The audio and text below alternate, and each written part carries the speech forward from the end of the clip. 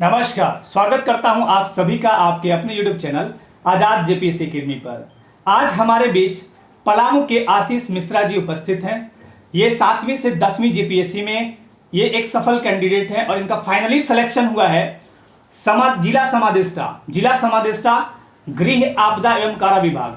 तो सबसे पहले आशीष जी को पलामू का, अपने माता पिता का और झारखंड का मान बढ़ाने के लिए बहुत बहुत बधाई और बहुत बहुत शुभकामनाएं। आशीष जी से आज हम जानेंगे कि इन्होंने अपनी तैयारी कैसे की, इंटरव्यू में क्या सवाल पूछे गए, मेंस आंसर राइटिंग इन्होंने कैसे की और इतने लंबी एग्जामिनेशन में इन्होंने अपना धैर्य कैसे बनाए रखा। तो सबसे पहले मेरा आशीष जी से पहला प्रश्न होगा कि अपना परिचय दें और अपने बारे में बताएं। स्कूली शिक्षा आपने कहाँ से प्राप्त की आशीष जी? सर, मेरा नाम आशीष मिश्रा हुआ सर। 10वीं का सर मेरा जो मैट्रिकुलेशन डिग्री है सर वो गुरु गोविंद सिंह पब्लिक स्कूल डाल्टनगंज से हुआ है सर। फिर वो 2009 में हुआ था और 2011 में मेरा सर इंटरमीडिएट का डिग्री MKDA पब्लिक स्कूल से हुआ है सर। इसके बाद सर मैं फर्दर डिग्री के लिए रांची मूव कर गया था और वहाँ 2011 से 2014 का सेशन मेरा रहा था घोषणा कॉलेज रांची से। सर मैंने मैथ ऑनर्स में अपना डिग्री प्राप्त किया था सर, स्नातक की डिग्री सर। इसके बाद 2014 से सर मैं सिविल सर्विस की तैयारी में लग गया था सर और इसके बाद सर मैं कंटिन्यूसली 8 साल से मैं तैयारी कर रहा हूँ सर और अभी मेरा रिजल्ट आया है जिसमें मेरा selection as an assistant commandant Jharkhand home guard service में हुआ है सर। तो आपने पीटी की तैयारी कैसे की? पीटी की तैयारी जैसे कैंडिडेट जो करते हैं, शुरुआत आपने पीटी की तैयारी कैसे की, किस बुक का सहयोग लिया और आपकी रणनीति क्या थी पीटी को लेकर, वो बताइए। सर पीटी का सर जो सर तैयारी मैंने किया था सर 2014 में सर मैं एक एकेडमी सर ज्वाइन किया था सर, एडमिनिस्ट्रेटिव एकेडमी सर, वो अनिल मिश्रा सर का है। तो वहाँ पे सर 2014 मैंने ज्वाइन किया था सर और 1 साल का मैंने पीटी और मेंस दोनों साथ में ही किया था सर। तो वो एक बेसिक स्ट्रक्चर के रूप में काम किया मेरा। इसके बाद सर मैं और भी इंस्टीट्यूट से जुड़ा रहा, जैसे IS स्टडी सेंटर से जुड़ा रहा।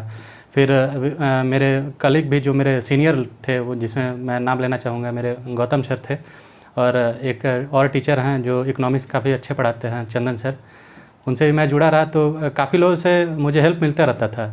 तो मैं सभी का अनुभव अपने स्तर पे ला के उसको अच्छे से करता था, तैयारी करता था। मेंस आंसर राइटिंग माना जाता है कि अपने आप में एक चुनौती भरा कार्य है, क्योंकि आप जब पीटी करते हैं तो वहाँ तो ऑब्जेक्टिव मल्टीपल चॉइस क्वेश्चन दिए जाते हैं। जैसा कि 7वीं से 10वीं जेपीएससी में 2 पेपर हुआ करते हैं, GS पेपर 1 और GS पेपर 2, जिसमें झारखंड के 100 प्रश्न और GS के 100 प्रश्न होते थे। वो तो ऑब्जेक्टिव मल्टीपल चॉइस हो गया। बट उनके बाद जब मेंस की तैयारी में कोई भी कैंडिडेट लगता है तो उसके सामने बहुत बड़ा ब्रॉड सिलेबस होता है। साथ ही साथ सिलेबस अगर आपके दिमाग में, यानी कंटेंट आपके दिमाग में भी है, तो एक अच्छा उत्तर लेखन जो कला है, एक बहुत बढ़िया कला है, वो आपने अपने अंदर कैसे विकसित की? सर पीटी का सर जो एग्ज़ाम होता है सर, वो तो आपके सामने 4 ऑप्शन रहते हैं सर, उसी में you have to select any one of them. लेकिन जो मेंस रहता है सर वो आपके लेखन क्षमता पे डिपेंड करता है कि how you represent your self. तो उस लेखन क्षमता को सर विकसित करने में सर मेरा ये रहा था कि मैं जो भी चीज़ पढ़ता था सर उसको कंक्लूजन में एक माइंड मैप में बना के ही चलता था कि अगर मेरे पास कोई भी क्वेश्चन रहे, जैसे पॉलिटी का ही कोई, मैं फंडामेंटल राइट्स पढ़ रहा हूँ, तो उसका कोई भी अगर मेरे पास कंक्लूजन रहता था, अगर मैं आर्टिकल 14 पढ़ रहा हूँ कि राइट टू इक्वलिटी है, तो उसका एक कंक्लूजन मैं अपने दिमाग में हमेशा रखता था, उसको पेन डाउन मैं कर लेता था सर। तो इस प्रकार थोड़ा थोड़ा जो स्टेप रहता था वो मुझको काफ़ी अच्छा हेल्प करता था, ताकि जो कंटेंट है कोई भी सब्जेक्ट का, वो मेरे में, जैसे मैं मेंस का तैयारी तो बहुत दिन से कर ही रहा था, तो कोई भी क्वेश्चन आता था या फिर कोई भी टॉपिक रहता था तो मेरे पास 200 वर्ड का आंसर हमेशा तैयार रहता था, क्योंकि मेरा राइटिंग प्रैक्टिस होते ही रहता था। मैं जो भी पढ़ता था उसको जरूर लिखता जरूर था, तो इसलिए दिक्कत नहीं होता था। तो आपने जैसा कि कहा कि आप आंसर राइटिंग हमेशा करते रहते थे, कोई भी टॉपिक पढ़ा उसका कंक्लूजन रूप में आप रिटिन करते थे। लेकिन एक सवाल यहाँ पे ये है कि मेंस में टोटल है 6 पेपर। 7वीं से 10वीं जेपीएससी में भी 6 पेपर थे, 6वीं में भी 6 पेपर थे। एक लैंग्वेज वाले पे लोग अटकते हैं कैंडिडेट, लैंग्वेज में बहुत कंफ्यूजन होती है कि आखिर हम आयोग द्वारा जो दी गई 15-16 भाषाएं हैं उसमें से कौन सा लें। बहुत सारे कैंडिडेट का ये धारणा होता है कि इंग्लिश और हिंदी में रिजल्ट काफ़ी कम या ना के बराबर होते हैं, और बहुत सारे कैंडिडेट में ये मनोधारणा है कि खोरठा में या फिर नागपुरी में सबसे ज़्यादा रिजल्ट होते हैं। तो आपका लैंग्वेज पेपर क्या था और आपने उसके लिए क्या स्ट्रेटेजी बनाई? लैंग्वेज पेपर मेन जो सेकेंड लैंग्वेज पेपर है जो 150 अंक का होता है, तो वो पेपर क्या था और उसके लिए क्या काम आपने किया? कहाँ से उसकी तैयारी की, कैसे उसको अपने कॉपी में उतारा? सर मेरा लैंग्वेज पेपर था सर, वो खोटा था सर। तो खोटा का सिलेबस काफ़ी कम था। जो मैं एनालिसिस किया था, मैं छठी GPSC भी दिया था, उसमें मेरा हिंदी सब्जेक्ट था जिसमें मैं अंतोगत फेल कर गया था। तो मैं अपना जो लिटरेचर पेपर था उसको चेंज करके खोटा में मूव कर गया था। तो खोटा में जैसे कोई भी सब्जेक्ट होता है लिटरेचर पेपर पढ़ने के लिए, उसका सबसे पहले होता है व्याकरण पढ़ना। तो मैं सबसे पहले काम किया कि उसका व्याकरण पहले समझा। तो व्याकरण समझने के बाद आप क्या करते हैं कि उसमें आपका जो फ्लुएंसी रहता है लैंग्वेज में, व्याकरण सीखने के बाद आप अच्छे तरीके से उसको पा जाते हैं। तो मैं वही काम किया, व्याकरण सीखा। इसके बाद कोई भी चीज़ होता था उसको नोटिंग करता था, लिखता था। तो लिखते लिखते मैं उसमें पारंगत हो गया था। आपने कहा कि व्याकरण मतलब एक माने की सब्जेक्ट की रीड होती है। हाँ। तो व्याकरण पे आपने पहले कमांड करा। हाँ सर। उसके बाद खोटा में जैसे बहुत सारे बुक्स पढ़ने हैं, तो बुक्स पढ़ के फिर आपने प्रैक्टिस कितनी बार किया होगा कि आपके वो कंटेंट जो है आपके पूरे दिमाग में बस गए और वही जाके आपने क्वेश्चन को लिखा? कितनी प्रैक्टिस किया करते थे मेंस आंसर राइटिंग की, खासकर लैंग्वेज पेपर की? सर लैंग्वेज पर सर मैंने पहले भी कहा कि सर मैं जो भी चीज़ पढ़ता था उसको नोट डाउन करता था अपने दिमाग से सर, कि जितना मेरा पढ़ा वो कितना मेरे दिमाग में रिटेन किया है वो चीज़ मैं लिखता था सर। तो वो क्या करते, मैं अगर 2 बार 3 बार लिखता था तो अगर मान लीजिए एक बार में पढ़ा तो अगर 100 वर्ड का कोई चीज़ है तो उसका अगर कंक्लूजन मेरे दिमाग में 20 वर्ड भी रहा तो मैं अगर उसको 3 बार पढ़ता था तो 60-70 वर्ड मेरे दिमाग में आ ही जाता था। और मेंस में आप सभी चीज़ नहीं लिख सकते हैं क्योंकि आप पढ़ के कुछ और जाते हैं, रिप्रेजेंट आपको कुछ और करना रहता है। तो एक बेसिक स्ट्रक्चर अपने दिमाग में रखा कीजिए और वो बेसिक स्ट्रक्चर आपको बस रिप्रेजेंट करना है। जो आप रिप्रेजेंट करते हैं उसी पे अंक है सर।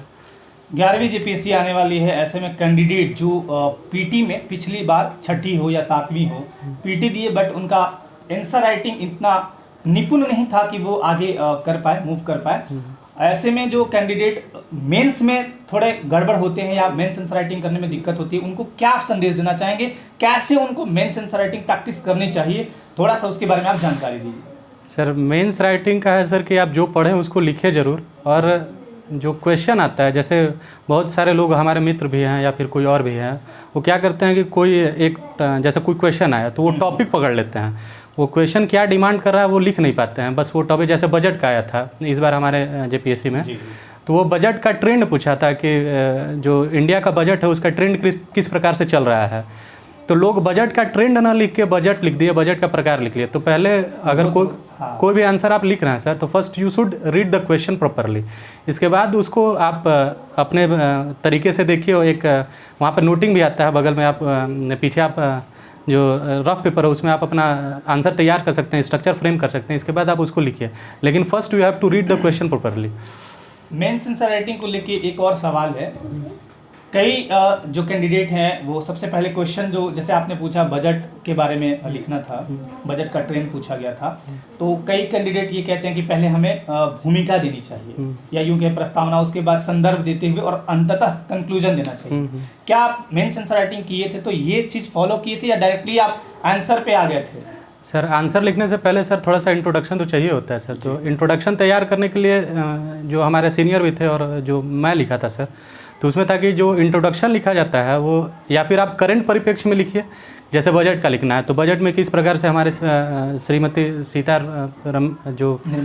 निर्मला सीतारमन जी जो हैं वो किस प्रकार से रिप्रेजेंट किए, ठीक ना, बजट कितना का बजट आया है और किस किस पार्ट में डिवाइड है, तो वो करंट से आप रिलेट कर सकते हैं। या फिर उसका आप हिस्ट्री देखिए कि वो किस प्रकार से ओरिजिनेट किया, तो वो आप 5 लाइन में कम से कम आप उसको आप कंक्लूड कर सकते हैं। तो इससे एक अच्छा इम्पैक्ट पड़ता है कि हाँ लड़के को आता है। और अंततः फिर कंक्लूजन लिखते हो। हाँ, कंक्लूजन में आप फॉरवर्ड अपना कंक्लूजन में आप अपना जो आपका परिप्रेक्ष्य है जो आप देना चाहते हैं या आय का सुधार जो है, रिफॉर्म जो है वो आप जो इंट्रोड्यूस करना चाहते हैं वो दे सकते हैं, या फिर जो उनका कंक्लूजन है जैसे बजट का जो कंक्लूजन है वो आप दे सकते हैं। एक कहावत मुझे याद आ रही है इसी बात पे कि करत करत अभ्यास ते जड़मती हो तो सुजान, रसरी आवत जात ते शिल पर पड़त निशान। सर ये जो मेंस आंसर राइटिंग है क्या इसी चीज को फॉलो करती है? हाँ सर। कि आप जितना ज्यादा लिखेंगे, जितना ज्यादा प्रैक्टिस करेंगे उतना ही आप निपुण होते जाएंगे मेंस आंसर राइटिंग में। और चूंकि सफलता के लिए जरूरी है कि आपके जो मेंस के पेपर होते हैं 4 GS पेपर यानी 800 अंक और 150 अंक आपका लैंग्वेज पेपर यानी 9.5, ये निर्णायक होते हैं। हाँ सर। तो इसमें तो यही आप बोलना चाहेंगे कि अभ्यास करिए, ये चीज़ फॉलो करता है? हाँ सर, रिवीजन आप पढ़िए, कोई भी चीज़ एक पढ़िए लेकिन उसका रिवीजन बार बार कीजिए, बार बार कीजिए और उसको कॉपी पेन डाउन जरूर कीजिए उसको। जी।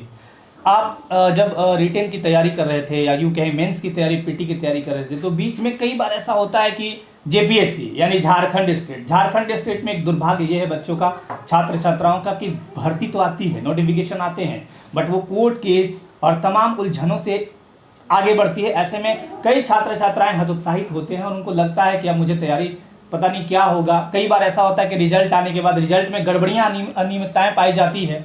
तो ऐसे में क्या आप विचलित नहीं हो, चूंकि आप बहुत दिनों से पीएससी की तैयारी में लगे हुए थे, तो आपके मन में ये नहीं आया कि तैयारी अब करूं या ना करूं, राज्य की दुर्दशा इस तरह से है?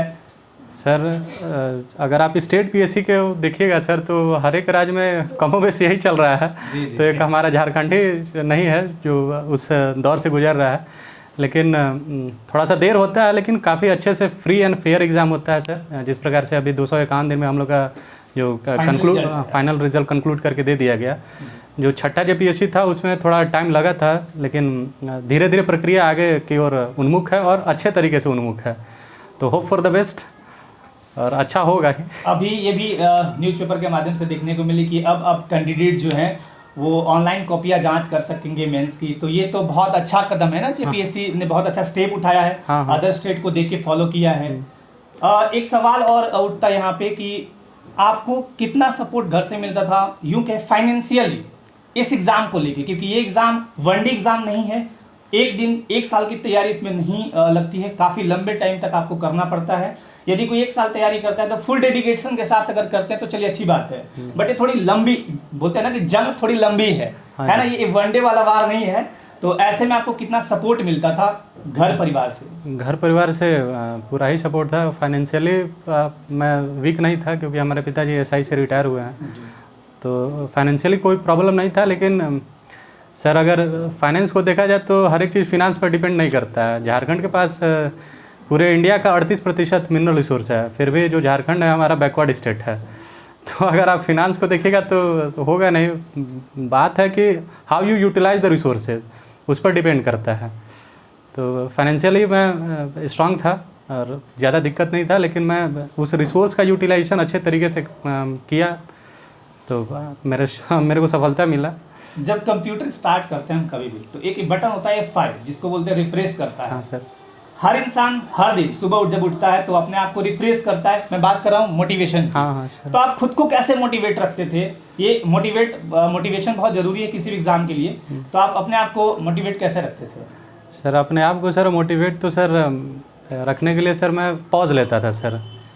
पॉज लेने के सेंस कि अगर मैं लगातार 4-5 दिन 6 दिन से अगर पढ़ रहा हूँ, जैसे लाइब्रेरी में जाता था, तो लाइब्रेरी में मैं 1 से 8:30-9 बजे तक पढ़ता था, तो उसमें 7 घंटा तो मेरा 6-7 घंटा निकल ही जाता था कंक्लूजन में। और मैं रूम पर भी अपना पढ़ता था, तो डेली का मेरा रूटीन था कि 6 से 8 घंटा 10 घंटा मेरा चलता ही था। तो इस बीच में बट ऑब्वियस है, मशीन तो है नहीं कि आदमी काम करते रहे। तो उसमें पॉज लेने के लिए सर मैं मंदिर जाता था, क्योंकि मेरा रुझान रहा है कि मैं थोड़ा सा आस्तिक टाइप का आदमी हूँ। तो मैं पॉज लेता था, मंदिर जाया करता था और सोचता था कि क्या जो मैं कर रहा हूँ वो सही कर रहा हूँ, सही रास्ते पर हूँ। और अगर मोटिवेशन कम होता था तो हमारे सीनियर भी थे जिनसे मैं जाके मिलता था, उनके साथ बातचीत करता था, घर वाले भी सपोर्ट करते थे। तो इस प्रकार से आगे कारवा बढ़ता गया। मन की शांति मिलती गई। मंदिर ही एक ऐसा जगह है जहाँ पे पूरा मन आपका शांत हो जाता है, और भगवान भी कहीं ना कहीं आपका सपोर्ट करते हैं कि हाँ ये मेहनत कर रहे हैं। इंटरव्यू में जो आपसे क्वेश्चन पूछे गए, आपका इंटरव्यू कितना देर चला, और इंटरव्यू में जो प्रश्न पूछे गए वो कौन कौन से प्रश्न थे, वो बताएंगे? 8 से 10 मिनट मेरा इंटरव्यू चला था ऑन एन एवरेज, सभी का वही चल रहा था। तो 8 से 10 मिनट मेरा चला था। तो मैं जैसे ही इंटर किया था तो मेरे मेंबर, जो मेरा बोर्ड था उसमें 2 महिला मेंबर थी और 1 मेल मेंबर थे। तो स्टार्ट किए थे, इंट्रोड्यूस वही कराए थे जो बोर्ड वाले मेंबर थे। तो पहला क्वेश्चन मेरे से यही था कि आप मैथ के स्टूडेंट हैं? तो मैंने कहा हाँ सर मैं मैथ का स्टूडेंट हूँ। तो ऐसा कहा जाता है कि जो हिस्ट्री के छात्र रहते हैं, विद्यार्थी जो रहते हैं, वो प्रशासन में अपनी भागीदारी अच्छे तरीके से निभा पाते हैं। तो आपको क्या लगता है कि एक मैथ का विद्यार्थी किस प्रकार से अपना रोल निभा पाएगा प्रशासन में? तो मेरा जेएस फर्स्ट प्रेफरेंस था, झारखंड एडमिनिस्ट्रेटिव सर्विस। तो मैंने सर उनको बताया कि जो मैथ का विद्यार्थी रहता है वो डेटा पढ़ता है और डेटा एनालिसिस काफ़ी अच्छे से कर सकता है, और कोई भी अगर पॉलिसी आता है तो जो ब्लॉक स्तर पर सबसे पहला उसका निष्पादन होता है। तो अगर हम डेटा का एनालिसिस सही तरीके से करके अगर कोई पॉलिसी को निष्पादित करते हैं तो वो अच्छे तरीके से पेनिट्रेट करके जाएगा, लोगों तक पहुंच सकेगा। तो पहला क्वेश्चन मेरा यही था। इसके बाद पूछे कि कोई 2 ठो मैथमेटिशियन का नाम बताइए। तो 2 ठो मैथमेटिशियन का नाम सर मैंने बताया, आर्यभट्ट जी का नाम बताया, श्रीनिवास रामानुजम का नाम बताया, उनके बारे में मैं बताया, उनसे वो पूछे थे। इसके बाद वो सर पास कर दिए मैडम को। तो मैडम डेटा बहुत सुन रही थी, तो मेरे से पूछी कि बिग डेटा क्या होता है। तो मैं बिग डेटा के बारे में पढ़ा था, लेकिन मेरे जानकारी नहीं था उस समय। और जितना सहज मैं सर आपसे अभी बात कर पा रहा हूँ, उस समय प्रेशर रहता है, थोड़ा प्रेशर होता है, परफॉर्मेंस प्रेशर रहता है। तो उस प्रकार से मैं उनको बोला कि सर मैडम मेरे को पता है, लेकिन I can not recall this time. तो इसके बाद वो मूव कर गए। फिर पूछे कि बजट कैसे बनता है। तो मैंने उनको बताया कि मैम बजट फिनांस मिनिस्ट्री बनाता है, उसके अंदर 2 पार्ट रहता है, रेवेन्यू पार्ट, एक्सपेंडिचर पार्ट। तो पूछे कि रेवेन्यू क्या होता है, एक्सपेंडिचर क्या होता है। तो उनको बताया कि जो भी आय होता है वो रेवेन्यू में जाता है, और आय के वनस्पत जो एक्सपेंडिचर होता है वो एक्सपेंडिचर पार्ट में जाता है। तो ये सब बताया। इसके बाद फिर पूछे कि आपको नहीं लगता है कि झारखंड का जो इकोनॉमिक ग्रोथ है वो फॉल डाउन कर रहा है। तो मैं बताया कि मैम कोविड के टाइम में फॉल डाउन हुआ था, लेकिन बाकी और समय देखा जाए तो अभी का भी इकोनॉमिक सर्वे में जो प्रोजेक्ट किया गया है अपना इकोनॉमिक ग्रोथ झारखंड का, वो 8.8 का किया गया है। और जो पिछला भी रहा है कोविड के पूर्व भी, वो 10% के लगभग रहा है। तो इस डेटा को देखते हुए नहीं कहा जा सकता है कि जो अपना झारखंड का इकोनॉमिक ग्रोथ है वो फॉल डाउन कर रहा है। इसके बाद वो फिर थोड़ा सा सेटिस्फाइड हुए, मेरे को उस तरीके से नहीं लग रहा था। इसके बाद वो पास ऑन कर दी। जो अनिमा हंसदा का बोर्ड था मेरा, श्रीमती अनिमा हंसदा का। तो फिर उनका बोर्ड था। तो वो मैडम पूछी कि अच्छा ये बताइए कि पलामू से किन किन नदियों का उद्गम स्थल है। तो मैं बोला कि मैम उद्गम स्थल तो कोई भी मेजर नदी का है नहीं, जैसे अमानत नदी है, नॉर्थ कोयल है, तो उनका उद्गम स्थल यहाँ से नहीं है। तो वो यहाँ से गुजरती है। तो बड़ा स्ट्रेस दे के बोली कि आर यू श्योर। तो मैं बोला कि हाँ मैडम, कोई मेजर नदी यहाँ से नहीं गुजरती है। फिर इसी बीच में एक और सवाल पूछे कि अच्छा ये बताइए कि डाल्टनगंज से और रांची की दूरी बीच में कितनी है। तो मैम हम बताएं कि मैम 165 किलोमीटर है। इसके बाद बोले कि ठीक है, योर इंटरव्यू इज़ ओवर। फिर मैं चला गया। तो यही 8 से 10 मिनट का हुआ था। इसमें बीच और क्वेश्चन थे जो मैं अभी रिकॉल नहीं कर पा रहा हूँ। इंटरव्यू बोर्ड का जो रवैया था वो आपके प्रति कैसा था, सकारात्मक था या नॉर्मल था? सर नॉर्मल ही कहा जाएगा सर, और नॉर्मल था, क्योंकि मैं जब निकला तो बाहर मैं क्लोज़ कर रहा था डोर। तो उसमें उन लोग का चेहरा मैं थोड़ा सा पढ़ा, क्योंकि मेरे पिताजी पुलिस डिपार्टमेंट है, थोड़ा सा चेहरा वगैरह मैं पढ़ लेता हूँ। जी आप में एक बहुत बढ़िया कला है कि आपने ये पिता से कला सीखी है कि चेहरे पढ़ने की। चेहरा थोड़ा सा मैं पढ़ के समझता हूँ। तो ऑन एन एवरेज सेटिस्फाइड ही थे मेरे से, क्योंकि मैं कोई भी एक बिग डाटा को छोड़ के मैं सारा आंसर दिया ही था उन लोगों को। इंटरव्यू की तैयारी आपने कहीं से की थी या सेल्फ आपने किया था? सर सेल्फ तो नहीं कहेंगे, एक हमारे टीचर है चंदन दुबे सर, तो उन्हीं से सर थोड़ा सा योगदान मिला था उनसे। देखो कभी कभी मैं जैसे अकाउंट ऑफिसर का मेरा एग्ज़ाम था, मेंस का एग्ज़ाम था, तो मैं वहाँ पे इकोनॉमिक्स का अपना टेस्ट देने जाता था। तो उसी बीच में मेरा रिज़ल्ट आया था। तो रिज़ल्ट के 10 दिन के बाद मेरा था 10 तारीख को मेरा था इंटरव्यू। इस बीच में मेरा बीपीएससी का एग्ज़ाम भी था, तो समय था नहीं मेरे पास। तो उनके पास जाते थे तो थोड़ा बताते थे क्या क्या पढ़ लो, बस वही। मैं कोई इंस्टीट्यूट ज्वाइन नहीं किया था, कहीं भी मॉक टेस्ट में नहीं दिया था। मैं डायरेक्ट जाके अपीयर हुआ था डायरेक्ट इंटरव्यू में ही।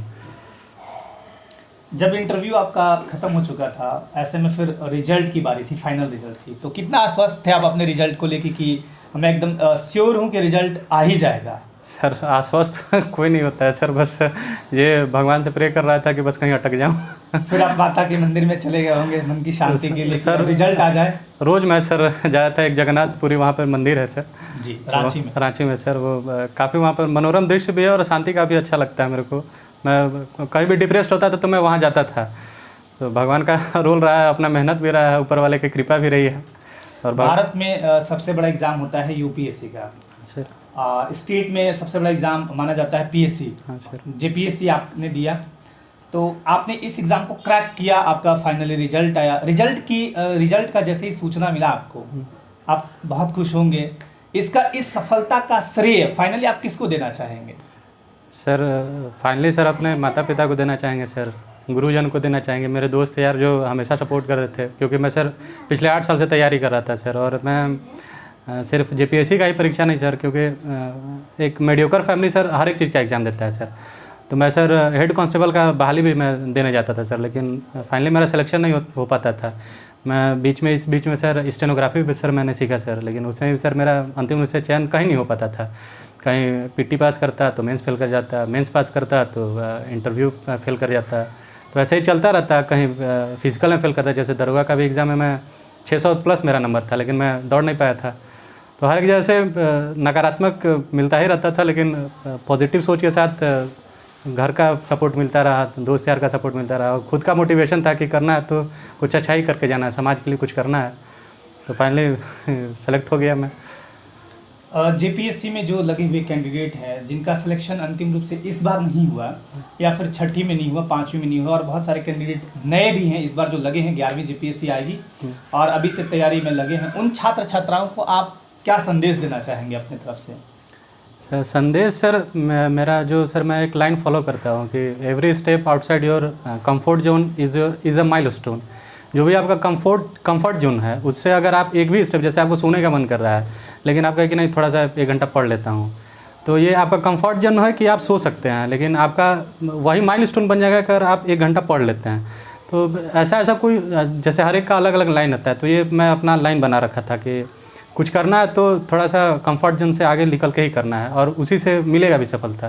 क्योंकि मैं बहुत जगह फेल हो पाया था, तो मैं सोचता था कि कुछ करते ही जाऊं। तो यही मेरा रहेगा कि आप अपने अप्रोच में कंसिस्टेंट रहें, परसिस्टेंट रहें, और आप 2 एम सेट करें। जैसे मैं एम सेट कर रखा था, एक प्राइमरी गोल रखें, एक सेकेंडरी गोल रखें। प्राइमरी गोल में रखें कि अगर आपको कोई दिक्कत है, परेशानी है, तो आप उसका निवारण करें, लेकिन वो प्राइमरी गोल रहेगा आपका। लेकिन अगर मान लिया आपको फाइनेंशियल प्रॉब्लम है, तो आप पहले ये देखिए कि फाइनेंशियली हम कहीं से अपने आप को स्ट्रांग कर पाएँ। जैसे कोई बहाली आता है या फिर कोई भी एग्ज़ाम आता है, आप उसको दे दीजिए, उसमें आप क्वालिफाई कर जाए। लेकिन जो सेकेंडरी एम रहे वो एम आप बेस्ट रहे आपका, कि मेरे को करना क्या है ज़िंदगी में, क्योंकि कम लोगों को चांस मिलता है कुछ करने के लिए। तो आप एक एम ज़रूर बनाएं, और उस एम को सेटिस्फाई करने के लिए आप अपने अप्रोच में परसिस्टेंट रहें। झारखंड में एक दुर्भाग्य है स्टूडेंट्स को लेके कि जैसे बहुत ज़्यादा निगेटिविटी आ जाता है मन में। एक तो उनका बहुत सारा सामाजिक प्रेशर कहें, आर्थिक प्रेशर कहें, घर का दबाव कहें, बहुत सारे ऐसे कैंडिडेट होते हैं।